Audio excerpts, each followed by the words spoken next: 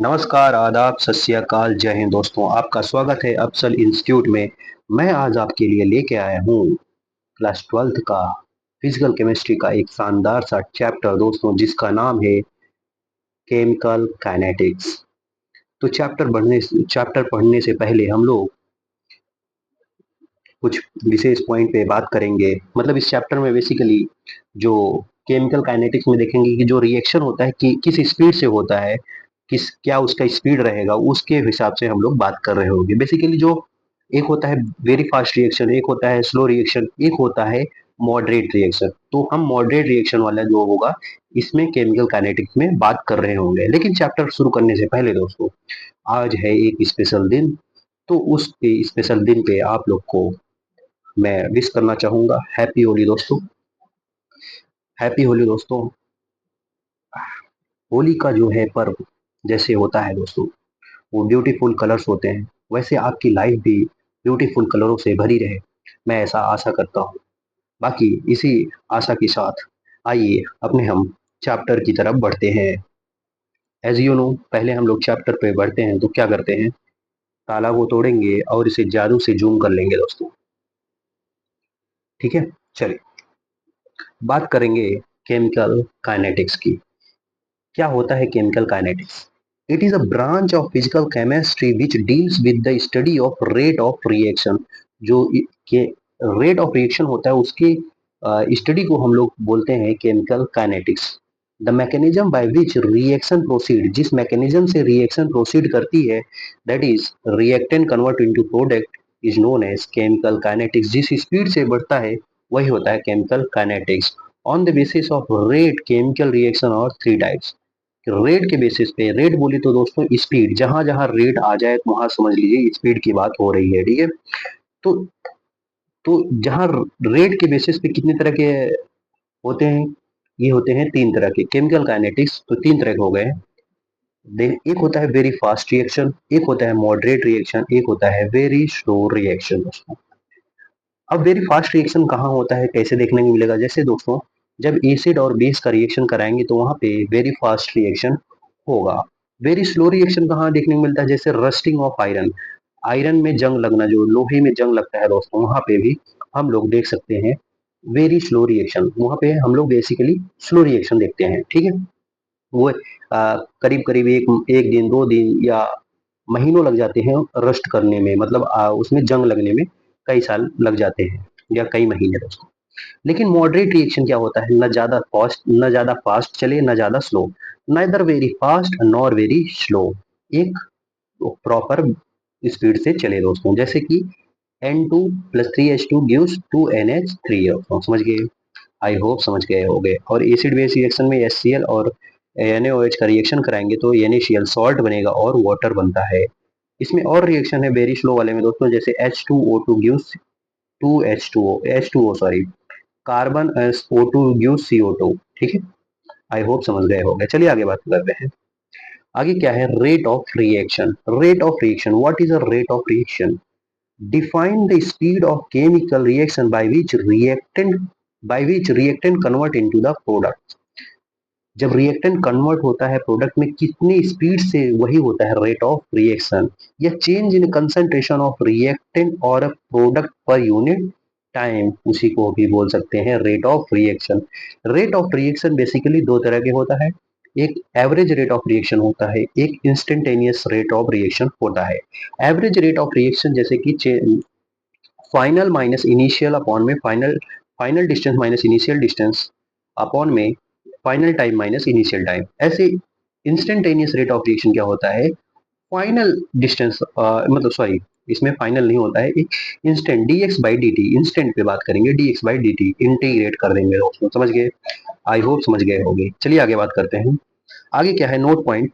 Rate of disappearance of reactant बराबर हो जाता है, इक्वल हो जाता है rate of appearance of product के। ठीक है, अब यहाँ पे और बात करेंगे दोस्तों, और यहाँ पे हम बेसिकली बात करेंगे। पहले आइए देखते हैं क्या है। जैसे यहाँ पे एक एग्जांपल लिया गया है, small A, small A B B U C C और डी डी। ठीक है, ये ए है स्टाइक्योमेट्रिक कोफिशिएंट, स्मॉल वाला जो है स्टाइक्योमेट्रिक कोफिशिएंट है, और ए वाला कैपिटल वाला जो है वो रिएक्टेंट है। तो इस हिसाब से एवरेज रेट ऑफ रिएक्शन कैसे लिखेंगे, माइनस में जहां पे मतलब जब रिएक्टेंट का लिखेंगे तो वहां पे माइनस साइन लगा देंगे। माइनस साइन किस लिए लगाएंगे, negative sign take for the making rate of reaction और स्पीड पॉजिटिव बनाने के लिए हम लोग नेगेटिव साइन लेते हैं, ठीक है। अब रिएक्टेंट यहाँ पे माइनस लेंगे, minus one upon A delta A upon में डेल्टा टी, ऐसे बराबर हो जाएगा माइनस वन अपॉन में बी डेल्टा बी अपॉन में डेल्टा टी, ऐसे। लेकिन जब प्रोडक्ट की साइड लिखेंगे, जब हम लोग प्रोडक्ट साइड लिखेंगे या अपीयरेंस लिखेंगे तो वहां पे साइन कैसे रहेगा, पॉजिटिव रहेगा। तो यहाँ पे पॉजिटिव साइन के साथ वन अपॉन में small C delta C upon में डेल्टा टी, वन अपॉन में small D delta D upon में डेल्टा टी। समझ गए, आई होप समझ गए हो गए, रिवीजन हो रहा है दोस्तों, ठीक है। Rate of reaction instantaneous, instantaneous पे कैसे लिखेंगे, वन अपॉन में A D A by D T, minus रहेगा यहाँ पे साइन माइनस में, ध्यान रखिए माइनस में one upon B DV by D T, one upon में C D C by D T, यहाँ पे प्लस साइन रहेगा क्योंकि प्रोडक्ट्स वाला लिख रहे हैं। वन अपॉन में डी डी वन अपॉन में D integrate D D D अब with respect to D T. समझ गए, आई होप समझ गए हो गए दोस्तों। चलिए आगे बात करते हैं। आगे क्या है, आगे अपना ग्राफ है दोस्तों। ग्राफ है, ग्राफ बेसिकली ये जो वाई एक्सिस पे होता है उसे बोलते हैं ऑर्डिनेट, और जो एक्स एक्सिस पे होता है उसे बोलते हैं एप्सिका। अब यहाँ पे वाई एक्सिस पे ले रहे हैं कंसंट्रेशन और एक्स एक्सिस पे ले रहे हैं टाइम। तो जैसे जैसे रिएक्टेंट कम होगा वैसे वैसे प्रोडक्ट फॉर्म होगा। तो एक समय आएगा रिएक्टेंट एंड प्रोडक्ट बराबर होगा, तो वहां पे कंसंट्रेशन ऑफ रिएक्टेंट बराबर कंसंट्रेशन ऑफ प्रोडक्ट होगा। ऐसे reactant and concentration of time का ग्राफ ये भी बन सकता है कि जब एक समय ऐसे रिएक्टेंट कम हो रहा है और प्रोडक्ट बनता जा रहा है और एक समय आके इक्विलिब्रियम में आ जाएंगे दोनों लोग, ठीक है। या ऐसे भी बन सकता है कंसंट्रेशन मतलब रिएक्टेंट कम टूटे और प्रोडक्ट कम फॉर्म हो, ऐसे भी बन सकता है। समझ गए, आई होप समझ गए होंगे। लेकिन अगर इंस्टेंटेनियस की बात कर रहे होंगे तो इंस्टेंटेनियस पे कुछ इसका इनवर्स में ग्राफ बनेगा या आरएचपी टाइप, ऐसे रेक्टेंगुलर हाइपरबोला टाइप बनता है दोस्तों। समझ गए, आई होप समझ गए होंगे। चलिए आगे बात करते हैं। रिएक्शन, रिएक्शन दो तरह का होता है, एक एलिमेंट्री रिएक्शन होता है, एक कॉम्प्लेक्स रिएक्शन होता है दोस्तों। एलिमेंट्री रिएक्शन को हम सिंगल स्टेप रिएक्शन भी बोलते हैं और कॉम्प्लेक्स रिएक्शन को मल्टी स्टेप रिएक्शन बोलते हैं। जब ए गिव्स बी तो नो इंटरमीडिएट फॉर्म होता है एलिमेंट्री रिएक्शन में, लेकिन इंटरमीडिएट फॉर्म होता है यहाँ पे कॉम्प्लेक्स रिएक्शन में। तो इसका जो एनर्जी प्रोफाइल डायग्राम है दोस्तों कुछ इस तरह से डायग्राम बन के आएगा। ये एलिमेंट्री रिएक्शन का है और ये मल्टी स्टेप का रिएक्शन होगा दोस्तों। जैसे A gives C, C give D, D gives B. तो ए गिव्स बी तब जब होगा जब ए बराबर बी, जब ए को एक रिएक्टेंट बी देगा, कब देगा, जब इन दोनों का इससे सब्स्टिट्यूट करेंगे तो ऐसे आएगा। समझ गए, आई होप समझ गए हो गए दोस्तों। चलिए आगे बात करते हैं unit of rate of reaction की। Unit of rate of reaction mole पर यूनिट पर मोल पर यूनिट लेंथ पर यूनिट टाइम, ठीक है। आई होप समझ गए हो गए। दैट इज मोल पर लीटर, यहाँ पे लेंथ है सॉरी बोल दिया, मोल पर लीटर पर टाइम पर मिनट या पर टाइम ऐसे बोल सकते हो। समझ गए। मास एक्शन लॉ दोस्तों बहुत इंपॉर्टेंट है। What is mass action law, आइए देखते हैं। इसे हम लोमा भी बोलते हैं प्यार से। बेसिकली इसमें रेट ऑफ रिएक्शंस जो होता है डायरेक्टली प्रोपोर्शनल होता है कंसंट्रेशन ऑफ ए की पावर ए क्या है, स्टाइकियोमेट्रिक कोफिशिएंट है स्मॉल ए, ऐसे बी का कंसंट्रेशन ऑफ बी की पावर बी, ठीक है। अब रेट लॉ यहीं से आता है कि रेट और एक कांस्टेंट आ जाएगा दोस्तों, एक कांस्टेंट आ जाएगा दैट इज रेट कांस्टेंट, इसे बोलते हैं के ए की पावर ए बी की पावर बी होता है। अब यहां से देखिए रेट बराबर के रिएक्टेंट का लेते हैं दोस्तों, हम ये जो ले रहे हैं रिएक्टेंट का ही लेते हैं। रेट लॉ सिर्फ रिएक्टेंट का ही लिखा जाता है, प्रोडक्ट का नहीं लिखा जाता, समझ गए। रेट बराबर के रिएक्टेंट पावर एन, के जो है रेट कांस्टेंट है, आर जो है रिएक्टेंट है, एन जो है ऑर्डर है, एन जो है ऑर्डर है, order of reaction. Order of reaction क्या होता है बेसिकली दोस्तों, इसे हम बोलते हैं sum of the power of concentration और the reactant, sum of the power of concentration of the reactant. जो रिएक्टेंट का जो पावर है स्टोइकियोमेट्रिक कोफिशिएंट उसका सम करेंगे, वही होता है आपका order of reaction. I hope समझ गए होंगे दोस्तों। चलिए आगे, अगर नहीं समझ में आया होगा आगे बात करेंगे। As you know, next page पे बढ़ते हैं तो हम लोग क्या करते हैं दोस्तों, ताला को तोड़ेंगे और इसे जादू से जूम कर लेंगे। जूम किया, आइए देखते हैं। जैसे लिखा, रेट के की पावर के, ए की पावर अल्फा, बी की पावर बीटा। यहाँ पे अल्फा प्लस बीटा करेंगे तो ये टोटल ऑर्डर ऑफ रिएक्शन है। ये क्या है, टोटल ऑर्डर ऑफ, बेसिकली, और टोटल ऑर्डर ऑफ रिएक्शन होगा। ठीक है, इसे बोलेंगे A plus alpha plus beta को टोटल ऑर्डर ऑफ रिएक्शन। ठीक है, और यहाँ पे अल्फा जो होगा order of reaction with A होगा, बीटा जो होगा order of reaction with respect to B होगा। के जो रेट कांस्टेंट है वो क्या होता है, वो किसके ऊपर डिपेंड करता है, के depend only on temperature, catalyst and stoichiometric coefficient. इसे हम लोग ट्रिक से याद करेंगे, टीसीएस। टी से हो गया टेम्परेचर, सी से हो गया कैटलिस्ट, एस से हो गया stoichiometric coefficient. I hope you get it. चलो आगे बात करते हैं दोस्तों। पहले थोड़ा सा पेन की, हाँ अब सही है। चलिए, unit of K rate constant कैसे निकालेंगे, मोलैरिटी की पावर वन माइनस, मोलैरिटी की power one minus N into T की पावर माइनस वन, ऐसे कर देंगे। ठीक है, या ऐसे भी निकाल सकते हैं। अगर मान लीजिए मोलैरिटी ना देके एटमोस एटीएम में दिया है तो at ATM one one minus N और सेकेंड पावर माइनस वन हो जाता है दोस्तों। और इसका एक प्रॉपर वे में निकालने का वैल्यू ये है, मोल, मोल का वैल्यू अगर मोल में आ जाए तो के बराबर मोल, बेसिकली इसी में ज्यादातर पूछा जाता है दोस्तों, तो ये आपको याद रहना चाहिए। के की बराबर के बराबर मोल वन माइनस एन, और लीटर जो लीटर होता है एन माइनस वन, और यहाँ पे एस क्या होगा, सेकेंड हो जाएगा। एन क्या है, ऑर्डर, जो ऑर्डर वहां पे दिया रहेगा। जैसे हम एन बराबर वन ले रहे हैं, एन बराबर वन ले रहे हैं, तो यहाँ वन माइनस वन करेंगे जीरो आ जाएगा, और वन माइनस वन करेंगे जीरो आ जाएगा। तो सिर्फ जो फर्स्ट ऑर्डर रिएक्शन होगा वो उसका यूनिट क्या होगा, सिर्फ सेकेंड इनवर्स होगा। समझ गए, आई होप समझ गए होंगे दोस्तों। चलिए आगे बात करते हैं। Note, rate law is experimental law. Rate law जो होता है एक्सपेरिमेंटल लॉ होता है। Order of reaction can be negative, zero, positive and fraction. Order of reaction negative भी हो सकता है, पॉजिटिव भी हो सकता है, जीरो भी हो सकता है, and as well as fraction में भी हो सकता है। ठीक है, ये आपको पता रहना चाहिए बेसिकली। आगे बात करते हैं molecularity of reaction. Molecularity of reaction क्या होता है, total number of reactant molecule take part in elementary reaction. जो एलिमेंट्री रिएक्शन में जो टोटल नंबर ऑफ रिएक्शंस ले रहे हैं उसी बोलते हैं मॉलिक्यूलरिटी। बेसिकली एक कॉम्प्लेक्स रिएक्शन मैकेनिज्म होता है, complex reaction which occurs in multiple step, यही होता है। ठीक है, समझ गए। अब इसमें कुछ इंपॉर्टेंट पॉइंट की बात कर लेंगे।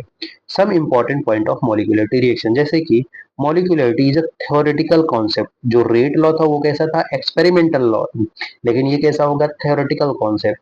Second point, molecularity can never be zero and can never be greater than four. Basically molecularity one हो सकता है, टू हो सकता है, थ्री हो सकता है, और क्या फोर हो सकता है, मे बी फोर हो सकता है, लेकिन उससे ज्यादा बड़ा वैल्यू नहीं हो सकता है। ठीक है, molecularity can never be fraction and negative.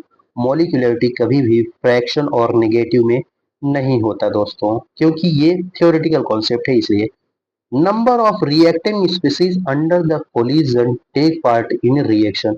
इसे मॉलिक्यूलरिटी को ऐसे भी डिफाइन कर सकते हैं, number of reacting species under वो कोलिजन और टेक पार्ट इन रिएक्शन।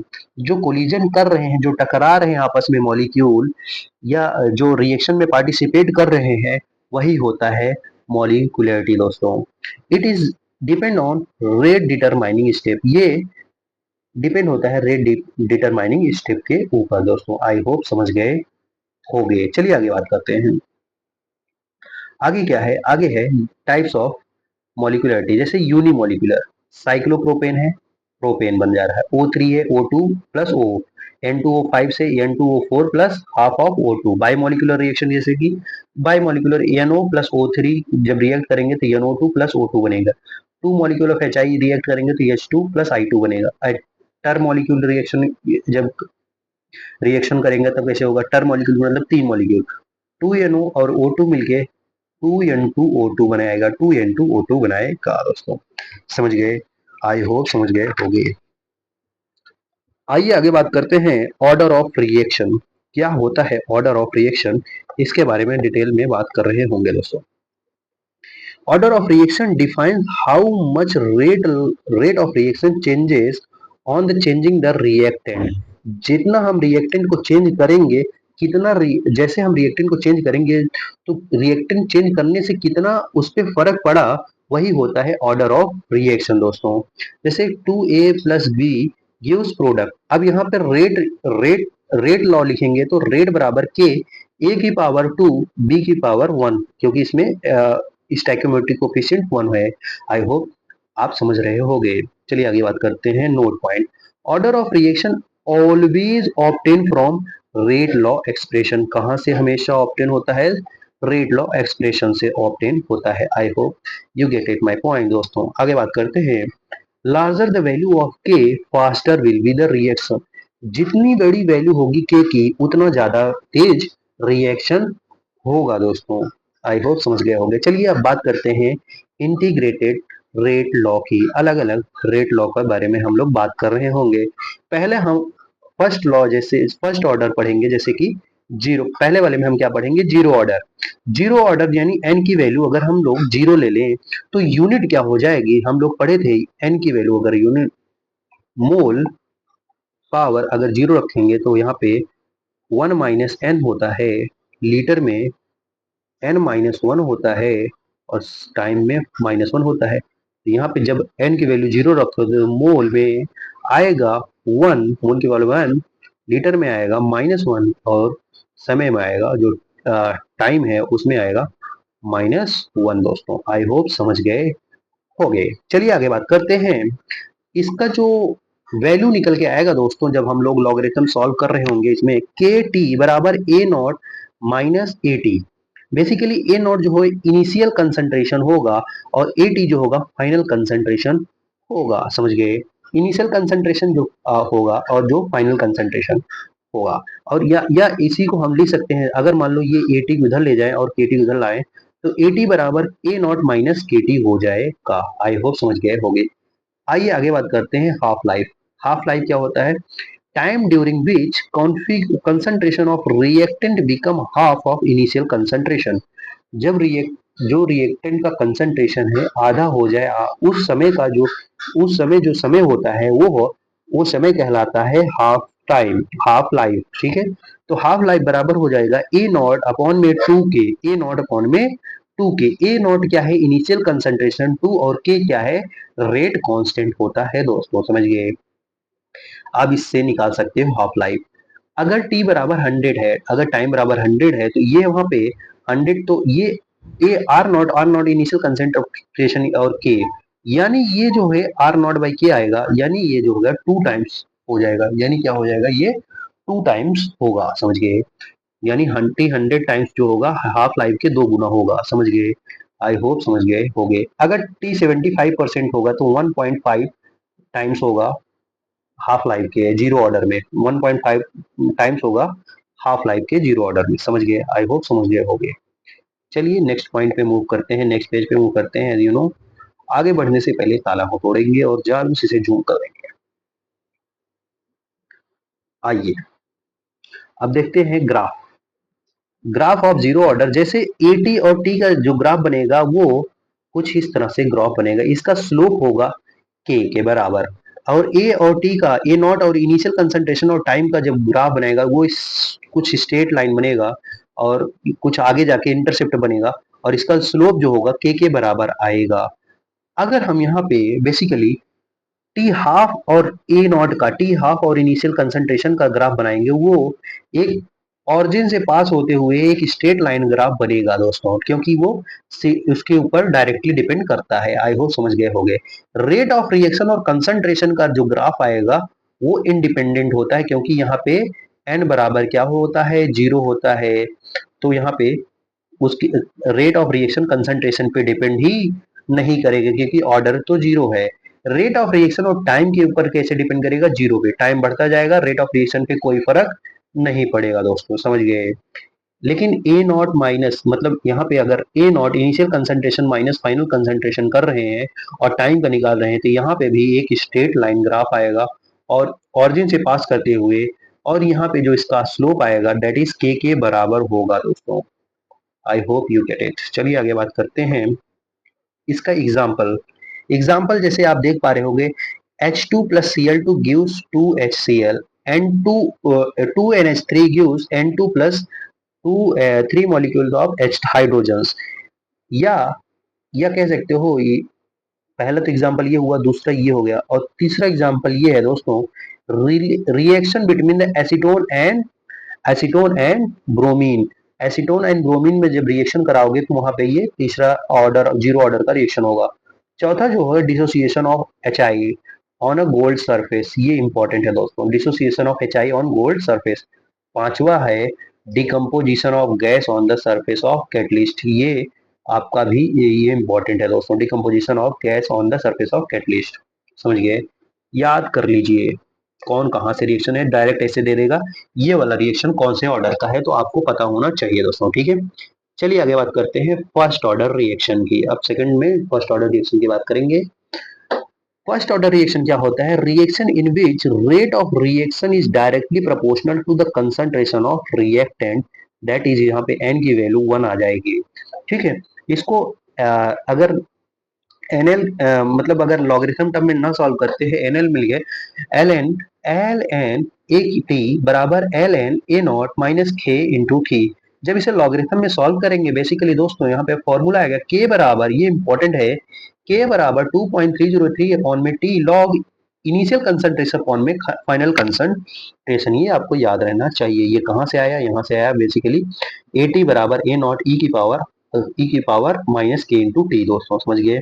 यहाँ पे के की वैल्यू क्या है? यहाँ पे यूनिट ऑफ के आ जाएगा टी की पावर -1 हो जाएगा, ये आपको याद होना चाहिए। इसका यूनिट से भी आप पता कर सकते हो कि ये फर्स्ट ऑर्डर रिएक्शन है कि जीरो ऑर्डर है कि सेकंड ऑर्डर है। समझ गए? अब इसके हाफ लाइफ की बात करते हैं। आइए हाफ लाइफ की बात करते हैं। हाफ लाइफ इसका वैल्यू होगा टी हाफ बराबर 0.693 बॉन में के। बेसिकली यहाँ पे आप देख पा रहे होंगे कि जो हाफ लाइफ है इंडिपेंडेंट है इनिशियल कंसंट्रेशन की। तो नोट पॉइंट यही है, half life of first order reaction is independent of initial concentration. I hope you get it दोस्तों। चलिए आगे बात करते हैं।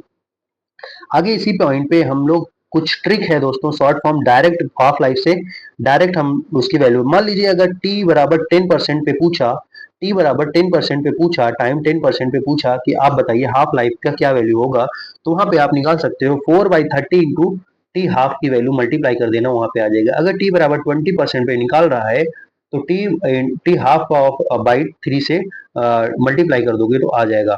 अगर टी 30% के लिए पूछेगा तो 16/30 से मल्टीप्लाई कर दोगे हाफ लाइफ से, तो आपका वहां पे वैल्यू आएगा। और 40% के लिए पूछेगा तो 22/30 इंटू टी हाफ से मल्टीप्लाई कर दोगे, वहां वैल्यू आ जाएगी। और 60% के लिए पूछा जाए तो वहां पे 4/3 टी हाफ से मल्टीप्लाई कर देना, ये इंपॉर्टेंट है दोस्तों, याद कर लेना। टी 70% के लिए 52/30 हाफ लाइफ से मल्टीप्लाई कर दीजिए। टी 80% के लिए 7/3 हाफ लाइफ से मल्टीप्लाई कर दीजिए। टी 90% के लिए याद कर लीजिए दोस्तों 10/3 टी हाफ होता है। 10/3 टी हाफ होता है। जैसे क्वेश्चन में दिया रहेगा टी हाफ की वैल्यू मान लीजिए 60 है, तो आप टी 90% पे बताइए वो वैल्यू कितना बचा रहेगा। तो वहां पे 90 वैल्यू 10/3 इंटू 60 रखेंगे और यहाँ पे मल्टीप्लाई करेंगे तो यानी 20, यानी आ जाएगा 200। कितनी वैल्यू आ जाएगी? 200। समझ गए? आई होप समझ गए हो गए। ऐसे टी 99% पे निकाला जाएगा तो 20/3 इंटू टी हाफ हो जाएगा। आई होप यू गेट इट दोस्तों। चलिए आगे बात करते हैं। आगे क्या है, नोट पॉइंट ये भी है। मान लीजिए टी 75% पे पूछा, तो टी 75 यहाँ पे two times of T half हो जाएगा। टू टी 87.5% पे पूछा तो 3 टाइम्स ऑफ टी हाफ हो जाएगा। और टी 93.75 पे पूछा 4 टाइम्स ऑफ टी हाफ हो जाएगा। टी 99.99% पे पूछा 10 टाइम्स ऑफ टी हाफ के बराबर हो जाएगा दोस्तों। आई होप यू गेट इट। चलिए आगे बात करते हैं नोट पॉइंट। नोट पॉइंट ये है, first order of reaction take infinite times to complete. Basically first order of reaction कभी कंप्लीट ही नहीं हो सकता, उसके लिए इनफाइनाइट नंबर ऑफ समय चाहिए। समझ गए? ये इंपॉर्टेंट पॉइंट है, डायरेक्ट स्टेटमेंट बेस्ड क्वेश्चन पूछेगा, याद रखिएगा। एवरेज टी एवरेज होता है time duration in which concentration of reacting species become 1/e times of initial concentration. T average निकालना है, ए नॉट बाई ई के बराबर हो जाएगा, initial concentration by E times हो जाएगा। ये आपको याद होना चाहिए दोस्तों। टी एवरेज 1/k टाइम्स ऐसे भी याद कर सकते हो। ठीक है, अब हम बात करेंगे ग्राफ। लास्ट में ग्राफ आता है और एग्जांपल्स। पहले ग्राफ देख लेते हैं। लॉग इनिशियल कंसंट्रेशन अपॉन में फाइनल कंसंट्रेशन की बात करेंगे और टाइम के रेस्पेक्ट में, तो इसका स्लोप आएगा के, बेसिकली इसका स्लोप आएगा के अपॉन में 2.303 दोस्तों। या लॉग 80 और टी का जब ग्राफ निकालेंगे लॉग फाइनल कंसंट्रेशन और टाइम का, तो कुछ इसका डिक्रीजिंग ऑर्डर स्लोप आएगा और के बराबर होगा। और इनिशियल कंसंट्रेशन और टाइम का निकालेंगे तो स्ट्रेट लाइन जाएगा, लेकिन ऑरिजिन से पास नहीं होगा, थोड़ा ऊपर से होगा दोस्तों। इनिशियल कंसंट्रेशन और टाइम का निकालेंगे तो एक्सपोनेंशियल ग्राफ आएगा दोस्तों। ठीक है, रेट ऑफ रिएक्शन और कंसंट्रेशन के निकालेंगे तो ऑरिजिन से पास होता है हुआ निकल आएगा। टी हाफ और इनिशियल कंसंट्रेशन, टी हाफ और इनिशियल कंसंट्रेशन बेसिकली का अगर निकालेंगे, यहाँ पे मैं लिख देता हूँ इनिशियल कंसंट्रेशन, नहीं तो कंफ्यूजिंग वर्ड हो जाएगा दोस्तों। इनिशियल कंसंट्रेशन, ठीक है, टी हाफ और इनिशियल कंसंट्रेशन का निकालेंगे तो स्ट्रेट लाइन ग्राफ आएगा। बेसिकली वो इनिशियल कंसंट्रेशन के ऊपर डिपेंड ही नहीं करता है। समझ गए? I hope you get it. चलिए एग्जांपल बात करते हैं, जैसे कि 2N2O5 गिव्स 4AnO2 और O2। और दूसरा एग्जांपल है H2O2 gives H2O plus O2। Third example है SO2Cl2 gives SO2 plus Cl2। Fourth example है एस्टेट एंड एस्टेट एस्टर जैसे बोलते हैं 2CH3O, और यहाँ पे कीटोन फॉर्म होगा और C2H5 बन जाएगा दोस्तों। फिफ्थ एग्जांपल है CH3 का whole twice CNH double bond NHCH3 का होल ट्वाइस, यहाँ पे देगा N2 प्लस C6H14।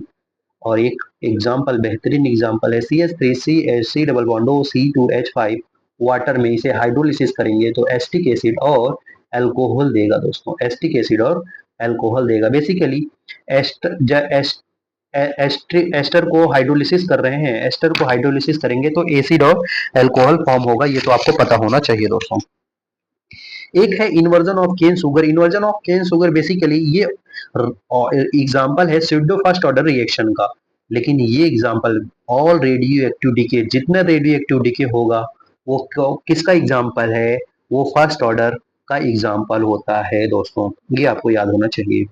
अब यहाँ पे जैसे एक इनिशियल कंसंट्रेशन है, टी हाफ के बराबर R0/2 हो जाएगा, फिर हाफ R0/4 हो जाएगा, या इसे R02 हो जाएगा, या टी हाफ फिर अगर करेंगे तो R0/8 हो जाएगा, या इसे और लिख सकते हैं R02 हो जाएगा।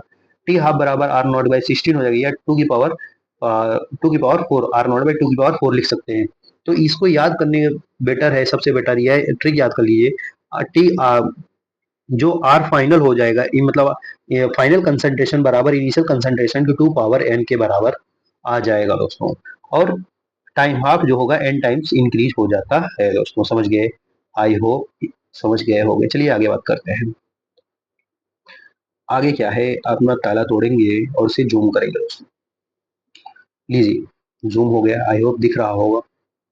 चलिए बात करते हैं सेकेंड ऑर्डर रिएक्शन की। सेकेंड ऑर्डर रिएक्शन का जो के की वैल्यू है, के बराबर 1/t in final concentration minus initial concentration. Half life इसका आएगा टी हाफ बराबर 1 में initial concentration into rate constant, ये वैल्यू आती है दोस्तों। इसका ग्राफ देखते हैं। 1 में फाइनल कंसंट्रेशन और टाइम का जो ग्राफ आएगा वो स्ट्रेट लाइन आता है दोस्तों। ऐसे हाफ लाइफ और इनिशियल कंसंट्रेशन का कैसा होगा? एक्सपोनेंशियल ग्राफ होगा, या आरएचपी बोल सकते हो। हाफ लाइफ 1/इनिशियल कंसंट्रेशन का ग्राफ जो निकालेंगे, हाफ लाइफ 1/इनिशियल कंसंट्रेशन का जब निकालेंगे तो ये एक स्ट्रेट लाइन आएगा दोस्तों। रेट ऑफ रिएक्शन और कंसंट्रेशन का निकालेंगे तो ये इंपॉर्टेंट है दोस्तों। रेट ऑफ रिएक्शन और कंसंट्रेशन का निकालेंगे तो ये डायरेक्टली डिपेंड करेगा, समझ गए, और ऑरिजिन से पास करते हुए नजर आएगा। चलिए आगे बात करते हैं। जैसे एग्जाम्पल है हाइड्रोलिसिस ऑफ एस्टर या अल्कली या बाई अल्कली, जैसे बोलते हैं सैपनोफिकेशंस। जनरल फॉर्मूला, अब जनरल ऑर्डर ऑफ रिएक्शन कैसे निकालेंगे। के टी जब एन की वैल्यू 2 से ज्यादा हो तब, जब एन की वैल्यू 2 से ज्यादा हो तब इसकी वैल्यू यहाँ पे निकाल सकते हैं ऑर्डर ऑफ रिएक्शन को, समझ गए। एन की वैल्यू क्या हो, 2 से ज्यादा हो, तब यहाँ पे हम लोग निकाल सकते हैं इस फॉर्मूले से। के टी बराबर 1 की पावर 1 बाई एन माइनस 1। एन क्या है, ऑर्डर ऑफ रिएक्शन, जैसे 3 रखोगे तो यहाँ पे आ जाएगा ब्रैकेट में ए टी क्या होगा, फाइनल कंसंट्रेशन की पावर एन माइनस 1 माइनस में 1 अपॉन में इनिशियल कंसंट्रेशन एन की पावर में एन माइनस 1 हो जाएगा इफ एन की वैल्यू ग्रेटर देन 2 होगा, समझ गए। और हाफ लाइफ निकालने का फॉर्मूला है टी हाफ बराबर 2 की power N minus one upon में के एन माइनस 1 इंटू ए की पावर, ए है initial concentration, power N minus 1, समझ गए। आई होप समझ गए हो गए दोस्तों। चलिए अब यहाँ पे टाइम और इन और इनिशियल कंसंट्रेशन का जब रिलेशन है T one by T two A two by A one power में एन माइनस वन हो जाएगा दोस्तों। जब इसे लॉगरिथम में सॉल्व करेंगे, N minus one log T one upon में log T two bracket upon में लॉग ए टू अपॉन में लॉग ए वन, या इसी माइनस को हम लोग जब लिखते हैं लॉग को तो इसे लिख सकते हैं एन माइनस वन बराबर में log T one minus log T two upon में log A two minus log A one दोस्तों, समझ गए। आई होप समझ गए हो गए। चलिए आगे बात करते हैं। आगे है अपना pseudo first order reaction. Pseudo first order reaction में क्या पढ़ेंगे, if one of the reactant is very excess, अगर एक रिएक्टेंट क्या हो, बहुत ज्यादा दिया हो, बहुत ज्यादा क्वांटिटी में दिया हो, तब वहां पे क्या होता है, pseudo first order reaction follow होता है। दूसरा, reaction in which order of reaction is one but molecularity of reaction more than one, ऐसा रिएक्शन जिसमें ऑर्डर ऑफ रिएक्शन वन हो लेकिन मॉलिक्यूलरिटी रिएक्शन एक से ज्यादा हो, वहां पे भी स्यूडो फर्स्ट ऑर्डर रिएक्शन की बात हम लोग करेंगे। जैसे एस्टिक एस्टिक एनहाइड्राइड या एस्टर है, यहाँ पे C H three C double bond O C two H five है, इसे हाइड्रोलिसिस करेंगे लेकिन वाटर का जो अमाउंट है वो एक्सेस में दिया है, तो यहाँ पे बनेगा acetic acid plus alcohol C H three C double bond O H plus C two H five O H, ठीक है। लेकिन जब रेट लिखेंगे तो यहाँ पे दोनों का टर्म आएगा, सिर्फ रिएक्टेंट और रिएक्टेंट का ही आता है। आप जैसे आपको पता है रेट बराबर के C H three C double bond और C two H five water, लेकिन वाटर एक्सेस में है तो इसका मतलब ही नहीं बनता, तो ये जीरो हो जाएगा, या हम लेंगे ही नहीं, तो रेट बराबर आएगा के C H three C double bond O C two H five के बराबर आ जाएगा, जैसे आपको यहाँ पे दिख रहा होगा दोस्तों। यही तो मैं बोल रहा था, यहाँ पे के डैश बराबर के डैश बराबर के एच टू ओ होता है, इसको हम लोग निग्लेक्ट कर रहे हैं। इन्वर्जन ऑफ केन शुगर की बात किया गया है, वो एग्जाम्पल है जैसे यहाँ पे दिया है, समझ गए। आई होप समझ गए हो गए। चलिए आगे बात करते हैं। आगे है temperature deficiency of rate of reaction. अगर टेम्परेचर बढ़ाओगे तो रेट कांस्टेंट भी बढ़ेगा दोस्तों। एक जनरल स्टेटमेंट है, बहुत इंपॉर्टेंट स्टेटमेंट है, क्या है, नोट पॉइंट करके लिखिएगा। At every 10 degree Celsius rise, जैसे ही हम 10 डिग्री हर 10 डिग्री सेल्सियस बढ़ाएंगे, मतलब 10 डिग्री सेल्सियस बढ़ाएंगे, जैसे 10 डिग्री से 20 डिग्री, 20 डिग्री से 30 डिग्री, तो रेट जो होगा, रेट कांस्टेंट जो होगा वो बढ़ता जाएगा, दो गुना से बढ़ता जाएगा। दो पहले मान लीजिए 10 डिग्री पे 2 था, फिर 20 डिग्री पे वो 4 हो जाएगा, फिर 30 डिग्री पे वो 8 हो जाएगा, ऐसे बढ़ता जाएगा, दो गुना से बढ़ता जाएगा, समझ गए। टेम्परेचर कोफिशिएंट म्यू बराबर टी के टी प्लस 10 अपॉन में के टी हो जाएगा। आई होप समझ गए होंगे। चलिए आगे बात करते हैं। आगे है आर्हेनियस थ्योरी। आर्हेनियस थ्योरी क्या है, के बराबर ए ई की पावर माइनस में ए ई ए अपॉन में आर टी होता है। ए क्या है, आर्हेनियस या प्री एक्सपोनेंशियल फैक्टर होता है। ई ए क्या है, ई ए जो है एक्टिवेशन एनर्जी है, आर जो है यूनिवर्सल गैस कांस्टेंट है। इसकी वैल्यू होती है, अगर जूल में लिखेंगे 8.314 किलो 8.314 जूल पर केल्विन पर मोल, और अगर कैलोरी में लिखेंगे 2 कैलोरी पर केल्विन पर मोल हो जाएगा। टेम्परेचर को हमेशा किस में लिखना है, केल्विन में लिखना है दोस्तों।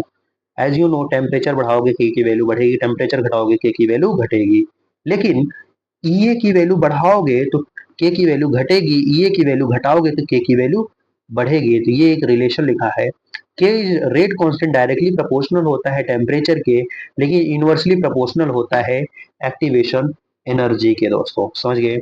आई होप समझ गए होंगे। आइए आगे बात करते हैं। आर्हेनियस इक्वेशन को जब एल एन के टर्म में सॉल्व करेंगे तो यहाँ पे आएगा L N A minus E A R 1/t। ठीक है, अब इसका ग्राफ बनाएंगे एल एन के और 1/t का, तो कुछ डिक्रीजिंग ऑर्डर आएगा, इसका स्लोप आएगा माइनस में ई ए बाई आर। ये डायरेक्ट आता है क्वेश्चन में ग्राफ इसका। दोस्तों याद रखिएगा, इसका स्लोप भी पूछता है। लेकिन अगर हम इसे लॉगरिथम में टर्म में सॉल्व करेंगे, लॉग के बराबर लॉग ए माइनस ई ए अपॉन में 2.303 आर 1 अपॉन में टी हो जाएगा। तो इसका लॉग के और 1/t का रिलेशन जो स्लोप आएगा माइनस ई अपॉन में 2.303 आर के बराबर आएगा। या अगर डायरेक्ट पूछा सिर्फ के और टी का रिलेशन, के और टी का, तो ये वेरी करेगा, पैराबोलिक टाइप बनेगा।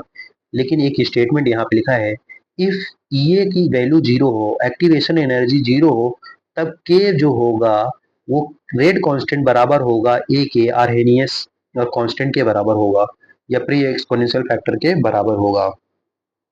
या टेम्परेचर इनफाइनाइट, या टेम्परेचर क्या कर दो इनफाइनाइट हो, और के की वैल्यू तब भी क्या होगा, ए के बराबर होगा। के की वैल्यू किसके बराबर होगा, ए के। समझ गए? आई होप समझ गए होंगे। चलिए आगे बात करते हैं। ताला को तोड़ेंगे, उसे जादू से जूम करेंगे। आगे बात करते हैं। लॉग के टू अपॉन में के वन बराबर ई ए अपॉन में 2.303 1 अपॉन में टी वन माइनस 1 अपॉन में टी टू हो जाता है। ये basically one top factor equation आ जाता है। ये उसी से डिराइव हुआ है। के और ई ए में क्या रिलेशन है। अब इफेक्ट ऑफ कैटलिस्ट की बात करते हैं। इफेक्ट ऑफ कैटलिस्ट बेसिकली कैसा होता है। बेसिकली यहाँ पे एक डायग्राम मैं बना रहा हूँ, यहाँ पे ध्यान से देखेंगे। ठीक है, आपको समझ में आएगा। ये है विथ कैटलिस्ट और ये है विदाउट कैटलिस्ट। विदाउट कैटलिस्ट वाला ज्यादा समय लेता है, लेकिन विथ कैटलिस्ट जैसे यूज करेंगे तो उसमें कम समय लगेगा। समझ गए? विदाउट कैटलिस्ट, जैसे हम लोग विदाउट कैटलिस्ट ले रहे हैं तो उसमें तो ज्यादा समय लगेगा, रेट जो बनने का प्रोडक्ट वो ज्यादा समय लगेगा। लेकिन जैसे ही कैटलिस्ट यूज करेंगे तो वो प्रोडक्ट जो बनेगा जल्दी बन जाएगा। समझ गए? इनवर्सली डिपेंड होता है, ये आपको मैं बता दिया हूँ। इससे ज्यादा फॉर्मूले से ज्यादा इसमें कोई रिलेशन जानने की दिक्कत नहीं है। यहाँ पे आप याद कर सकते हो, लॉग के सी है, लॉग के वन या डैश बराबर ई ए माइनस ई ए जी जो कैटलिस्ट यूज किया गया है अपॉन में 2.303 आर टी के बराबर होता है। अब बात करेंगे endothermic reaction and exothermic reaction की। जैसे आपको पता है एंडोथर्मिक रिएक्शन जो डेल्टा एच होता है ग्रेटर देन होता है जीरो से, मतलब पॉजिटिव होता है। अगर पॉजिटिव होता है यानी डेल्टा एच को लिख सकते हैं H P minus H R. P क्या है, प्रोडक्ट माइनस रिएक्टेंट बराबर जीरो होगा। यानी इसका कंडीशन ये हो गया कि प्रोडक्ट ज्यादा होगा, रिएक्टेंट कम होगा। समझ गए? अब यहाँ पे इसका जो एनर्जी प्रोफाइल डायग्राम आएगा, यहाँ पे क्या है, रिएक्टेंट क्या होगा, कम यहाँ पे दिख रहा है, रिएक्टेंट शुरू में कम है और प्रोडक्ट क्या है, ज्यादा है। और इसका जब आएगा डेल्टा एच, ई ए फॉरवर्ड माइनस ई ए बैकवर्ड होता है, तो यहाँ पे डेल्टा एच क्या आएगा, पॉजिटिव, क्योंकि ई ए फॉरवर्ड ज्यादा है, ये बैकवर्ड से। ऐसे हम बात करेंगे एक्सोथर्मिक रिएक्शन में। डेल्टा एच रिएक्शन जो होगा लेस देन जीरो होगा, यहाँ पे रिएक्टेंट ज्यादा होगा प्रोडक्ट से, रिएक्टेंट ज्यादा है प्रोडक्ट से। तो ई डेल्टा एच की वैल्यू होता है ई ए फॉरवर्ड माइनस ई ए बैकवर्ड। तो यहाँ पे डेल्टा एच जो होगा निगेटिव आएगा, क्योंकि ई ए बैकवर्ड ज्यादा है, ये फॉरवर्ड से। समझ गए? आई होप समझ गए होंगे। चलिए आगे मूव करते हैं। आगे क्या है, आगे है लास्ट टॉपिक जिसका नाम है collision theory of chemical reaction. क्या होता है कोलिजन थ्योरी, आइए देखते हैं। According to this theory the reactant molecule are assume to be the hard sphere. मान लीजिए जो रिएक्टेंट मॉलिक्यूल है इसे एक स्फीयर की तरह मान लीजिए, हार्ड स्फीयर, गोला एक मान लीजिए। And reactions of postulated to occur when the molecules are collide to each other. और रिएक्शन तभी होगा जब एक दूसरा मॉलिक्यूल एक दूसरे से टकराएंगे, तब वहां पे रिएक्शन प्रोसीड होगा। A plus B gives A into B. समझ गए? ऐसा हो रहा है ऐसा अज्यूम किया गया है दोस्तों। अब यहाँ इसे में लिख सकते हैं number of collision per second per unit volume of the reaction mixtures is known as collision frequency. तो यहाँ पे रेट बराबर होगा Z collision frequency A B E की पावर माइनस ई अपॉन में आर टी होता है। जेड क्या है यहाँ पे, जेड जो होगा कोलिजन फ्रीक्वेंसी होगा, ई के ई जो होगा यहाँ पे ये basically fractions of molecule having energy equal to the greater than EA, किससे ज्यादा होगा, ईए से ज्यादा होगा। ईए क्या है, एक्टिवेशन एनर्जी। ये क्या होता है basically, it is the extra energy provide to the reactant molecule to achieve the threshold value of energy, मतलब जो थ्रेशोल्ड वैल्यू है उसको वहां तक पहुंच जाए। एक एक्स्ट्रा एनर्जी दिया गया है जिससे थ्रेशोल्ड वैल्यू मतलब जो इसको जितना चाहिए, मान लीजिए एक वैल्यू है एक्स, इसको मतलब इसको 50 जूल चाहिए एनर्जी, तो यहाँ पे एक बैरियर है, उसको हम 50 जूल से या 60 जूल दिए हैं, तो ये इसको थ्रेशोल्ड वैल्यू पार करेगा और इससे आगे बढ़ जाएगा। समझ गए, रिएक्शन प्रोसीड फॉरवर्ड, समझ गए। I hope you get it my point दोस्तों। चलिए आगे बात करते हैं। आगे है the collision in which molecule collides with the sufficient kinetic energy called threshold energy. जिस मतलब एक सफिशिएंट काइनेटिक एनर्जी से जो कोलाइड होता है वो वैल्यू क्या होती है, थ्रेशोल्ड एनर्जी कहलाती है। या थ्रेशोल्ड एनर्जी को ऐसे भी कह सकते हो, total internal energy plus external energy को हम थ्रेशोल्ड वैल्यू काउंट करते हैं। समझ गए। अब देखिए, proper orientation so as to facilitate the breaking of bond between the reacting species and formation of new bond to form product, and that is known as दोस्तों effective collision. Effective collision के जो value आती है, rate बराबर P Z A B, और यहाँ पे product ले रहे हैं जो कोलिजन फ्रीक्वेंसी ई की power minus E R T. यहाँ पी क्या है, बेसिकली प्रोबेबिलिटी फैक्टर है of effective collision.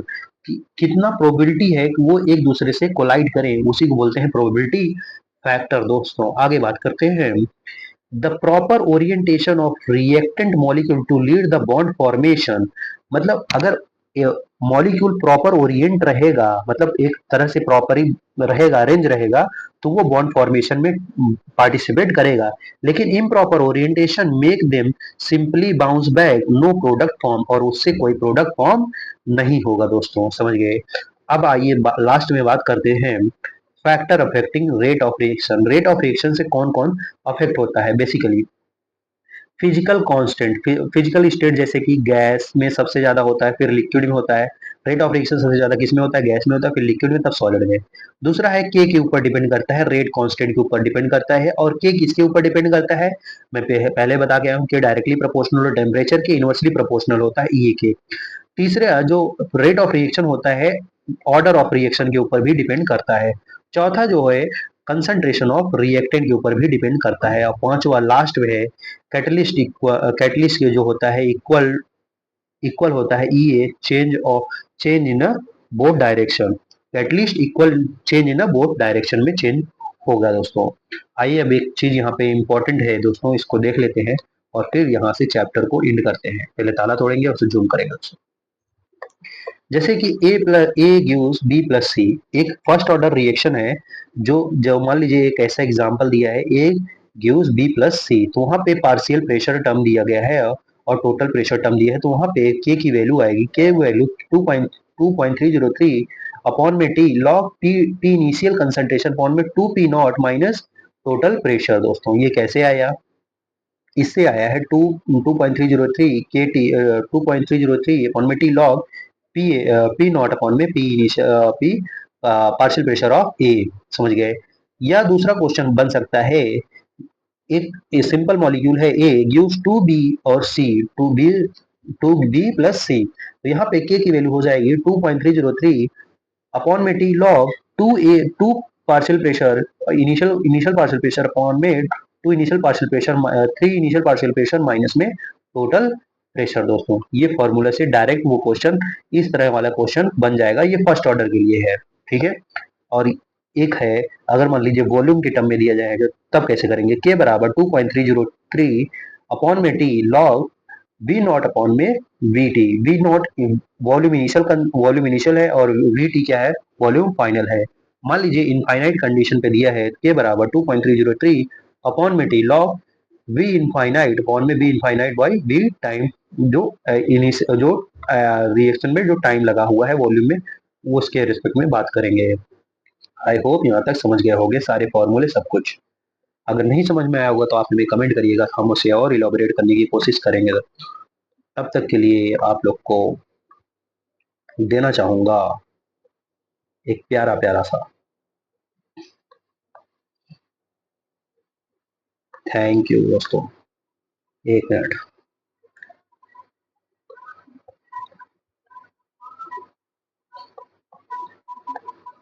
Thank you दोस्तों, यहाँ तक आए, आप पढ़े, इसे रिवीजन किए और एक प्यारी सी स्माइल लेना चाहेंगे दोस्तों।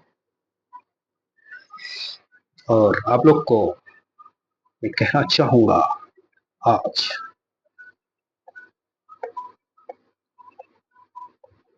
एंजॉय योर सेल्फ दोस्तों। खुश रहो, हंसते रहो, मुस्कुराते रहो, आगे बढ़ते रहो दोस्तों। नए चैप्टर के साथ अगले वीडियो में मिलते हैं, तब तक के लिए नमस्कार।